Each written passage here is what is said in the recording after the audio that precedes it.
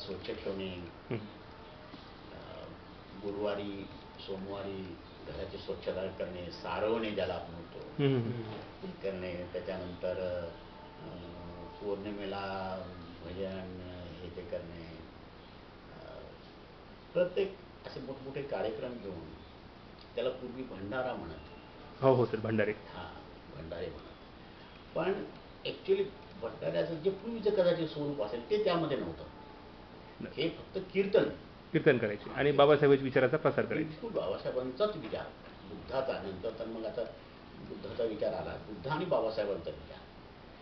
सुरुवातीला 56 पर्यंत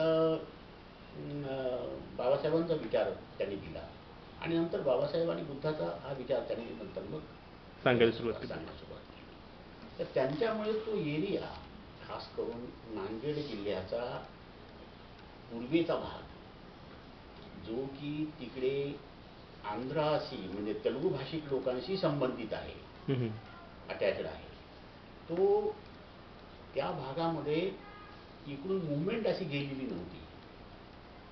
अच्छा. या महाराजांनी ती मुवमेंट आणली त्या एरियामध्ये. म्हणजे शंकरराव वडगावकर महाराजांनी किल्ले त्या गावाला काहीतरी किल्ला आहे वाटतं. अच्छा. त्यामुळे त्याचं नाव किल्ले वडगावकर. ते महाराज त्या ठिकाणी त्या एरियामध्ये येतो. मग आपले जे पूर्वी बकरे कापणी,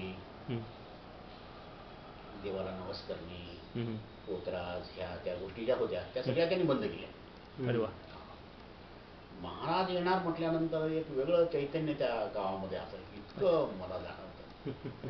आणि त्यांची दिंडी यायची, दिंडी त्यांच्याबरोबर ते एकटे राहत होते, पण त्या एरियामध्ये त्यांनी दिंड्या, गावोगाव दिंड्या स्थापन केल्या होत्या, भजन मंडळी. आणि मग ते समजा आता या गावाला आले तर इथून दुसऱ्या गावाला जायचं आहे, समजा इथून दौलताबादला जायचं आहे, इथली दिंडी घेऊन त्या गावाला जायचं. अच्छा. मग त्या ज्या गावाला येणार महाराज येणार, दिंडी येणार, मग त्या गावामध्ये एक नवचैतन्य त्या दिवशी राहायचं. 8-9 वाजेपर्यंत रात्रीचे लोक त्यांची वाट बघायचे, त्यांच्यासाठी जेवण करायचं गावातल्या लोकांनी. मग सगळं त्यांचं कीर्तन होत असे 12-1-2 वाजेपर्यंत.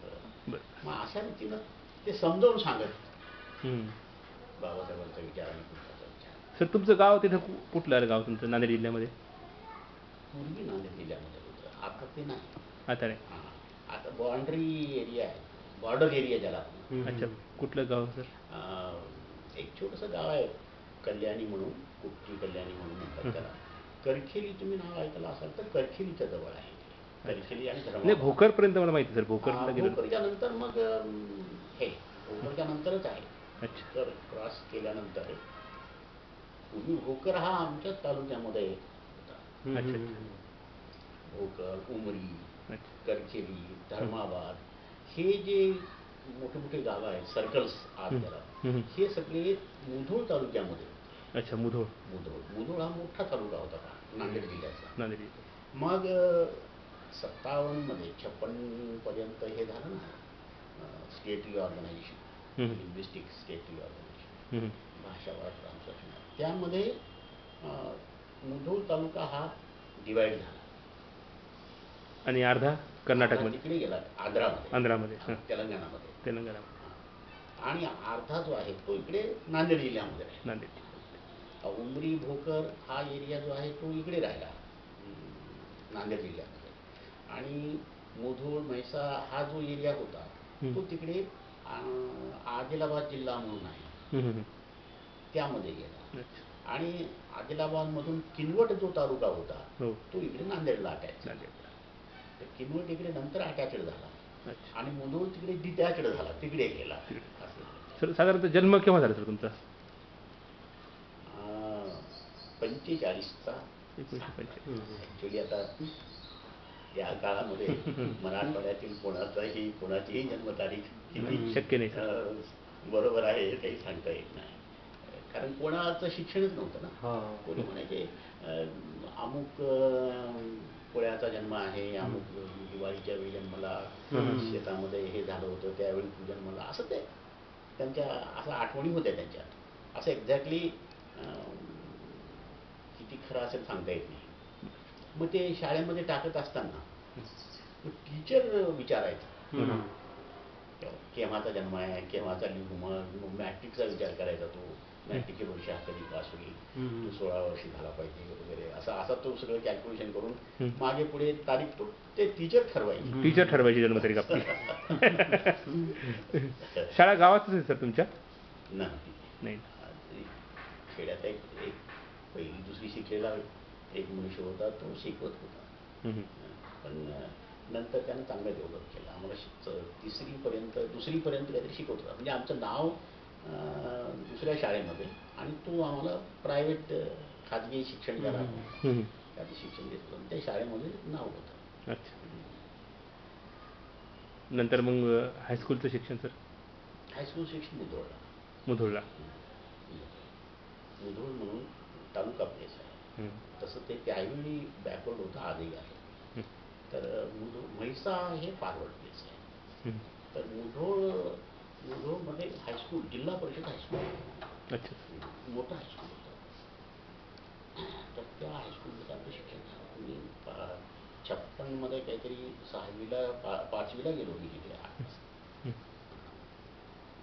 तर तिथून मॅट्रिक होईपर्यंत तिथेच. मॅट्रिक होईपर्यंत. मॅट्रिक झाल्यानंतर मग डायरेक्ट इथे मिलिंद कॉलेज, PUCला. त्यावेळी PUC होतं ना. बरोबर. PUCला 1962मध्ये मी इथे आलो.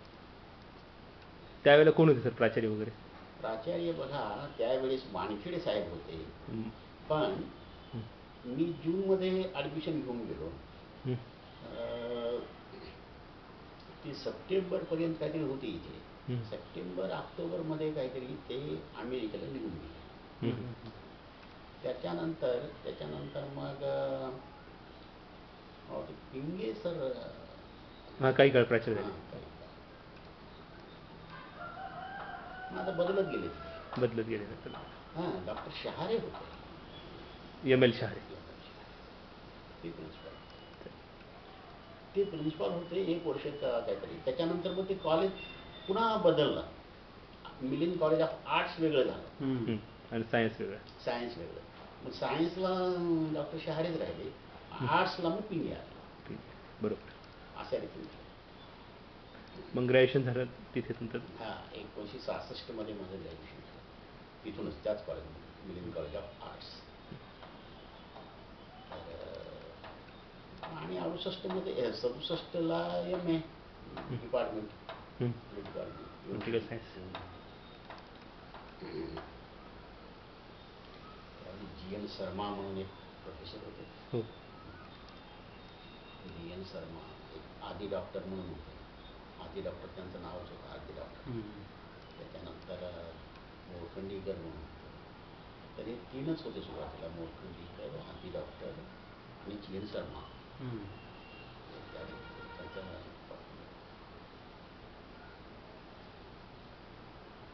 मग तिथून 68मध्ये MA पॉलिटिकल सायन्स.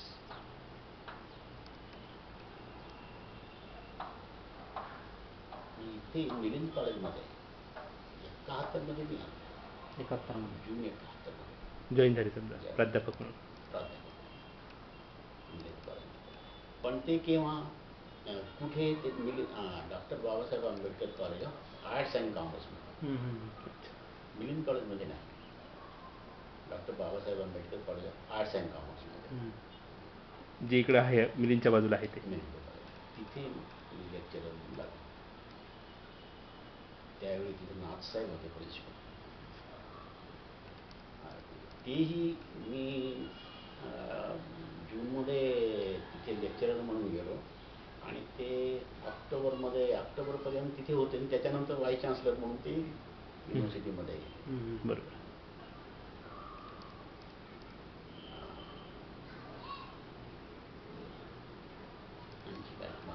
सर तुम्ही गावी होता समजा 62ला भूमिहीनाचं आंदोलन सुरू झालं 1962ला. हां 64ला. त्याच्यापूर्वी मराठवाड्यामध्ये एक आंदोलन झालं ना 1959मध्ये. हो, धर्मांतराचं समजा, धर्मांतराच्या संदर्भात. धर्मांतर हे भूमिहीनाचं सर. बरोबर सर. त्याच्यापूर्वी 53 पासून झालेलं, 53ला झालेलं आहे. 53ला पण एक झालेलं आहे. बरोबर. म्हणजे अगदी त्या घरातच बुडी गुट्टमच्या घरामध्येच बाबासाहेब आले होते हां आणि तिथे इकडचं एक कुटुंब गेलं होतं आपलं खुलताबाद तालुक्यातलं, त्याच्यावर अन्याय अत्याचार झाला होता. हां तर तेव्हाच बाबासाहेबांनी आदेश दिला दादासाहेबांना त्यांना की तुम्ही आता इथल्या जमिनी ताब्यात घ्या. आणि त्यावेळेस बऱ्याच लोकांनी जमिनी ताब्यात घेतल्या होत्या. माझ्या गावामध्ये पण घेतले सर. आणि तशी त्या काळामध्ये त्या कम्युनिस्टांनी त्यावेळी लालबाव टाणू म्हणत होते ना कम्युनिस्ट, यांनी स्वतंत्र तेलंगणा करण्याचा एक विचार मांडला होता निजाममधून बाहेर हे करण्याचा. काही गावं किंवा तालुके नाही, काही गावं किंवा काही एरिया त्यांनी स्वतंत्र केला होता. कोण पुढारी होते सर त्याच्यामध्ये? पुढारी कोण होते नेता त्यावेळेस? पुढारी एक्झॅक्टली सांगता येणार नाही, होते आंध्राचे होते, म्हणजे हैदराबादहून त्यांचं पुढारी पण चालायचं, इकडे पण होते, पण आता त्यांचे नाव काही आठवत नाही. सर तुमच्या गावामध्ये पण काही लोकांनी जमीन घेतली होती, आपल्या ॲक्वायर केल्या होत्या भूमी? नाही, आमच्या गावामध्ये सर्वांना थोडी थोडी जमीन होती ऑलरेडी. हां, त्याच्यामुळे त्यांना ॲक्वायर करण्याची गरज वाटली नसावी. आणि त्या गावामध्ये गायरान जमिनी नव्हती. अच्छा. त्याच्यामुळे त्यांना ॲक्वायर करण्याचा प्रश्नच होता. प्रश्न. वडील सर शेतकरीच होते मग तुमचे? शिक्षित होते सर? शिकलेले होते? नाही.